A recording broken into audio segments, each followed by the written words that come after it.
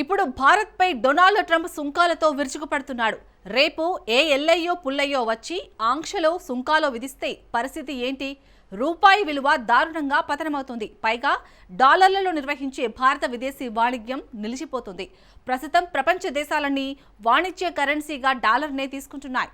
డాలర్తో వాణిజ్యం ఎప్పటికైనా ప్రమాదమేనని మోడీ సర్కార్ అప్రమత్తమైంది. అందుకే ఎవరు ఆంక్షలు సుంకాలను విధించినా భారత్ తట్టుకునేలా చేయాలని ఢిల్లీ ప్లాన్ వేసింది. రూపాయిలోనే ప్రపంచ దేశాలు భారత్తో వాణిజ్యం నిర్వహించేలా వ్యూహాలను రచించింది. ఆ మేరకు ఆర్బీఐ 3 కీలక నిర్ణయాలను ప్రకటించింది. సో ఇక నుంచి రూపాయి ప్రపంచ కరెన్సీగా మారుతుందా? అమెరికా డాలర్ లేకుండా విదేశాలకు రుణాలను ఇవ్వనుందా? పతనమవుతున్న రూపాయి స్ట్రాంగ్గా మారుతుందా? Let's watch. రూపాయి తలరాతను ఆర్బీఐ మార్చేస్తుందా? రూపాయి ప్రపంచ కరెన్సీగా మారుతుందా? డాలర్కు రూపీ ప్రత్యామ్నాయంగా అవుతుందా? భారత రూపాయి విలువ ఇటీవల భారీగా పతనమవుతోంది. 2025 సంవత్సరం రూపాయికి ఏమాత్రం కలిసి రాలేదు. ప్రపంచవ్యాప్తంగా నెలకొన్న సంక్షోభాలు రూపాయి విలువను దెబ్బతీశాయి. దీంతో భారత కరెన్సీ విలువ గణనీయంగా తగ్గింది. అమెరికా డాలర్తో పోలిస్తే అక్టోబర్ 1న రికార్డు స్థాయికి పడిపోయింది. కానీ 2న అంతలోనే కాసింత రూపాయి తేరుకుంది. ఆర్బీఐ చేసిన ప్రకటనే అందుకు కారణం. ఆర్బీఐ అంటే రిజర్వ్ బ్యాంక్ ఆఫ్ ఇండియా. భారత సెంట్రల్ బ్యాంక్ ఆర్బీఐ రూపాయిని మరింత బలంగా స్థిరమైనదిగా మార్చేందుకు ఆర్బీఐ ఎత్తునిస్తోంది. అంతేకాదు రూపాయిని అంతర్జాతీయ కరెన్సీగా మార్చేందుకు ప్లాన్లు అమలు చేస్తోంది. ప్రపంచ వాణిజ్యంలో అమెరికాను బలంగా మార్చడమే లక్ష్యంగా ఆర్బీఐ అడుగులేస్తోంది. సో అసలు ఆర్బీఐ ప్లాన్ ఏంటి? తాజాగా ఆర్బీఐ 3 కీలక నిర్ణయాలు తీసుకుంది. ఆర్బీఐ మొదటి నిర్ణయం కరెన్సీని రెఫరెన్స్ రేటుకు ఆర్బీఐ లింక్ చేయడమే. ఏమిటి రెఫరెన్స్ రేట్? ఆర్బీఐ ప్రతిరోజు బెంచ్ మార్క్ రేట్లను ప్రచురిస్తుంది. అంటే ప్రపంచ కరెన్సీలతో రూపాయి విలువ ఎంత ఉందో వివరిస్తుంది. మరి వివరంగా చెప్పాలంటే డాలర్, యూరో, పౌండ్లకు ఎన్ని రూపాయలు విలువ పలుకుతుందో ఆర్బీఐ ప్రచురిస్తుంది. వీటినే రెఫరెన్స్ రేట్లు అంటారు. ఇప్పటి వరకు ఆర్బీఐ కేవలం 4 కరెన్సీల రేట్లను మాత్రమే ప్రచురించేది. American dollar, European Union currency euro, Britain pound, Japanese yen విలువలను వెల్లడించేది.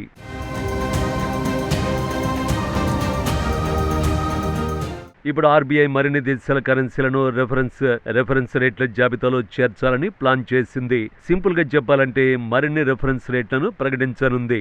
ఇండోనేషియా రూపియా, యుఏఈ థీరంతో రెఫరెన్స్ రేట్ల ప్రక్రియను ప్రారంభించింది. ఈ 2 దేశాలు భారత్కు కీలకమైన వాణిజ్య భాగస్వాములు. రెఫరెన్స్ రేట్ల సంఖ్య పెరిగితే రూపాయి ఎందుకు బలపడుతుంది? అంతర్జాతీయ కరెన్సీగా రూపాయి ఎలా మారుతుంది? రెఫరెన్స్ రేట్లు ఉన్న దేశాల కరెన్సీలతో వాణిజ్యం నిర్వహించేందుకు మరింత సులువు అవుతుంది. సొంత కరెన్సీలో లావాదేవీల నిర్వహణ సాధ్యమైతే ఆటోమేటిక్ గా వాణిజ్యం పెరుగుతుంది. ఇది ఆర్బీఐ తీసుకున్న తొలి నిర్ణయం అన్నమాట. ఇక రెండో నిర్ణయం special overseas trade accounts. Special overseas trade accounts అంటే ఏమిటి? ఈ ఖాతాల గురించి తెలుసుకోవాలంటే 2022 సంవత్సరానికి వెళ్లాల్సిందే. ఆ సంవత్సరం ఆర్బీఐ ఓ కీలక నిర్ణయం తీసుకుంది. ఈ నిర్ణయంతో ఎగుమతిదారులు, దిగుమతిదారులు నేరుగా భారతీయ కరెన్సీలోనే బిల్లులు చెల్లించవచ్చు. అందుకోసం బ్యాంకులు విదేశాల్లో ప్రత్యేక ఖాతాలను ఓపెన్ చేశాయి. వీటిని వాస్టో ఖాతాలుగా పిలుస్తారు. ఇప్పటి వరకు ఈ ఖాతాలకు ఒకే ఒక ఆస్తి ప్రభుత్వ బాండ్లు, గవర్నమెంట్ రుణాలు మాత్రమే. అందులోనే విదేశాలు పెట్టుబడులు పెట్టేవి. ఇప్పుడు వాటి వినియోగాన్ని ఆర్బీఐ విస్తరిస్తోంది. ఈ నిల్వలను కార్పొరేట్ బాండ్లను, వాణిజ్య పత్రాలను కొనుగోలు చేయడానికి కూడా వినియోగించుకునేలా చేసింది.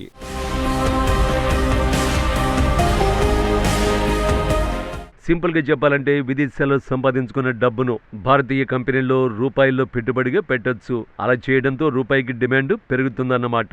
ఆర్బీఐ తీసుకున్న 3వ నిర్ణయం పొరుగు దేశాలకు రుణాలు. భారతీయ బ్యాంకులు ఇక నుంచి పొరుగు దేశాలకు రుణాలను రూపాయల్లోనే ఇచ్చే సౌలభ్యాన్ని ఆర్బీఐ కల్పించింది. ప్రధానంగా భూటాన్, నేపాల్, శ్రీలంక, మాల్దీవులు వంటి దేశాలు భారత్ నుంచి పెద్ద ఎత్తున రుణాలను తీసుకుంటున్నాయి. అంటే ఆయా దేశాలు ఇక ముందు నేరుగా బ్యాంకుల నుంచి రుణాలను తీసుకునేందుకు అవకాశం లభిస్తుంది. అది కూడా అమెరికా డాలర్ ప్రమేయం లేకుండా రుణాలు తీసుకోవచ్చు.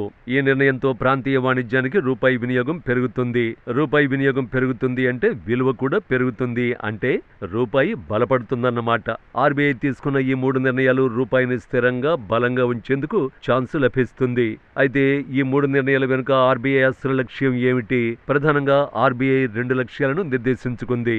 మొదటి లక్ష్యం ప్రపంచ వాణిజ్యంలో రూపాయి పాత్రను పెంచడానికి ఆర్బీఐ యత్నిస్తోంది. ప్రస్తుతం చాలా వరకు అంతర్జాతీయ వాణిజ్యానికి డాలర్లలోనే చెల్లిస్తున్నారు. ఆఖరికి మిత్ర దేశాలతో కూడా భారత్ డాలర్లలోనే చెల్లిస్తోంది. ఈ విధానాన్ని మార్చాలని ఆర్బీఐ కోరుకుంటోంది.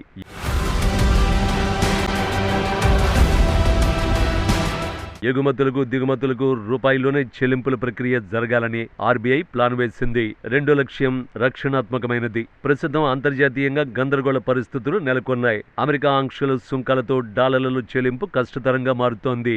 దీంతో ఆయా దేశాల వాణిజ్యానికి భారీ ఇబ్బందులు తప్పడం లేదు. ఇప్పటికే ట్రంప్ సుంకాలతో ఆ ప్రభావం భారత్ ఎదుర్కొంటోంది. భారతీయ ఎగుమతులపై రికార్డు స్థాయిలో ట్రంప్ సుంకాలను విధించాడు. దీంతో రూపాయి తీవ్రమైన ఒత్తిడిని ఎదుర్కొంటోంది. వాణిజ్యం కోసం రూపాయిని ప్రోత్సహించడంతో ఆ ఒత్తిడిని భారత్ అధిగమించనుంది. సింపుల్ గా భారత కరెన్సీ చుట్టూ ఓ రక్షణ కవచాన్ని నిర్మించాలని ఆర్బీఐ వ్యూహాలను పన్నుతోంది. సింపుల్ గా చెప్పాలంటే డాలర్ విలువ పెరిగినా, పాశ్చాత్య దేశాలు ఆంక్షలను విధించినా భారత్ ప్రశాంతంగా వాణిజ్యాన్ని రూపాయిలో నిర్వహించొచ్చు. అయితే ఇలా చేస్తుంది భారత్ ఒక్కటే కాదు, చైనా సైతం తమ కరెన్సీ యువాన్ను ప్రపంచీకరించాలని కోరుకుంటోంది. దక్షిణ కొరియా సైతం ఇలాంటి చర్యలను తీసుకుంటోంది. సౌత్ కొరియా కరెన్సీని వాన్ గా పిలుస్తారు. 24 గంటలు చెల్లింపులు నిర్వహించేలా కొత్త వ్యవస్థను సియోల్ పరిశీలిస్తోంది. భారత్ ఒక్కటే కాదు, చాలా దేశాలు డాలర్కు ప్రత్యామ్నాయాన్ని కోరుకుంటున్నాయి. అయితే ఆర్బీఐ తీసుకున్న ఈ నిర్ణయాలతో ఉన్నట్టుండి భారత రూపాయి ప్రపంచ కరెన్సీగా మారిపోదు.